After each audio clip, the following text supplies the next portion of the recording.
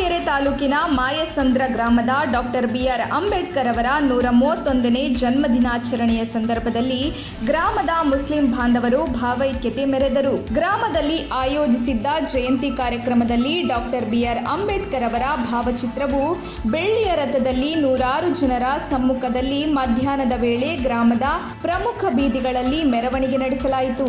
ಈ ವೇಳೆ ಮಾವಿನಕೆರೆಯ ಮುಖ್ಯ ರಸ್ತೆಯಲ್ಲಿ ಸುಡು ಬಿಸಿಲಿನಲ್ಲಿ ನೆರೆದಿದ್ದ ನೂರಾರು ಹಿಂದೂ ಕಾರ್ಯಕರ್ತರಿಗೆ ಗ್ರಾಮದ ಮುಸ್ಲಿಂ ಬಾಂಧವರು ಕುಡಿಯಲು ತಂಪು ಪಾನೀಯಗಳನ್ನು ವಿತರಿಸಿ ಭಾವೈಕ್ಯತೆ ಮೆರೆದರು. ಜೈ ಭೀಮ್ ಘೋಷಣೆಯನ್ನು ಕೂಗುತ್ತಾ ನಮ್ಮ ಗ್ರಾಮದಲ್ಲಿ ಯಾವುದೇ ಭೇದ ಭಾವಗಳಿಲ್ಲ, ಸಮಾನತೆಯ ಭಾವೈಕ್ಯತೆ ಎಂದಿಗೂ ಸಹ ಇರಲಿದೆ, ನಮ್ಮ ಗ್ರಾಮ ನಮ್ಮ ಹೆಮ್ಮೆ ಎಂದರು.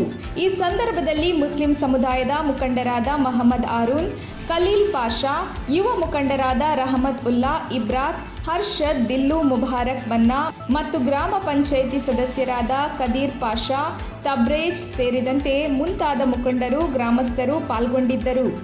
ವರದಿ ಸಚಿನ್ ಮಾಯಸಂದ್ರ. ಮಾಯಸಂದ್ರ ಗ್ರಾಮ ಒಂದು ಇತಿಹಾಸ ಗ್ರಾಮ.